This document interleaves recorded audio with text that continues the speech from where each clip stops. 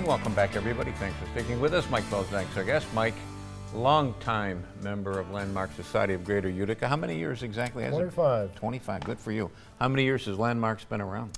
Landmarks has been around since 1974. Basically came about because of the threat to Union Station. And from there, after that was saved, Rutger Park was a big concern, Rutger Street, and many of the other iconic buildings in Utica and all that. Didn't a lot of the momentum for the creation of Landmarks of Landmark Society of Greater Utica get started when the old City Hall was demolished? I consider that to be the bellwether. I think that as far as preservation in Utica, I think that that is the key right there. When the threat to City Hall and then even the tower, which was a separate threat, they were going to try to keep the tower. Then they said it was structurally unsound. Then they couldn't tear it down. Right, exactly. So much for that engineering report. Yeah. But yes, Landmarks is still concerned about a lot of buildings and all that. Of course, there's been a lot of news about the Olbiston in the news. That concern about that. It's a very iconic historic structure, and we're hoping that that situation could turn around quickly. Yeah. And you lost its sister building, the Cantina. Yes. Which fire, I forget what year that was, but in my memory, I remember I was there covering it for the newspaper, and that was another iconic building. It really was, and horrific fire.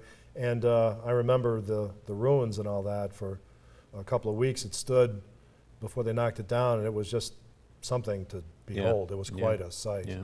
That was about the same size, wasn't it, Mike? It was a little smaller, I think. Uh-huh. Similar design, almost a complementary design, but smaller. The Landmark Society is very busy all the time, but especially in the summer. Yes, we have our walks and talks going on Monday, 6 o'clock, and we have that up on our website and also on Facebook. So if you're looking to find out what we're doing when, that's a good place to go. What are some of the ones that you do in your walk and talks, Mike? Well, we actually had one rained out, Genesee Hill, which, speaking of the Olbiston, was right around that area. So that's going to be continued, hopefully with weather permitting, on July 1st. We're going to do what we call a walk in the footprint down around the Cola district, the Columbia Lafayette district, where the proposed hospital is going, to look at the buildings that are probably going to be torn down. And Forest Hill is coming up again. So there's quite a few of them that are on the platter. Who's going to do your Forest Hill one? Honestly, I think it's going to be the curator there. Okay. I believe he's going to be doing it. You had a member of Landmarks who used to do those for years, and his name just...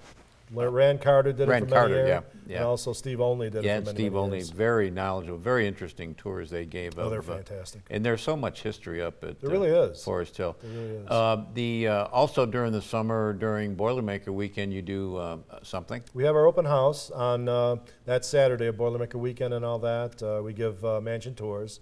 And if you haven't seen the mansions lately, you really need to, because we have done an awful lot of work and continue to do a lot of work. Of course, we're always trying to bring it up to par, and that takes a lot of money. So certainly people that are interested need to come and see and help us out if they're interested in older buildings and all that. Yeah.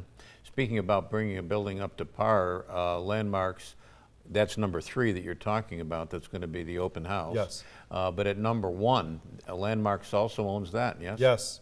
Yes, and there's been a lot of changes there as well. We're in the process of taking off some of the appurtenances that occurred in the 50s when it was a nursing home. We're working on that and have been working diligently on the roof.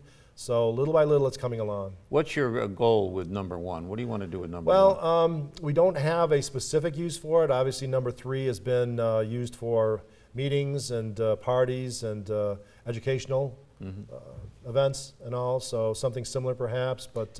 Haven't you even had some weddings in number 3? Yes, oh yes, weddings and receptions and all.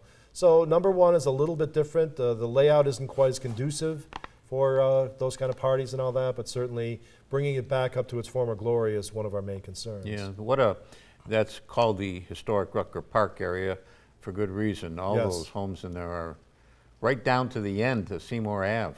It is, and you know, Frank Tomato's got that wonderful article going on about the mayors and all Yeah. that. There were several mayors that actually own property in Rutger Park. Kinney was one of them, and actually Roscoe Conkling was mayor for a short period of time. You've also got a bus trip coming up to West Point? Yes, we do. A bus trip to West Point, September 28th.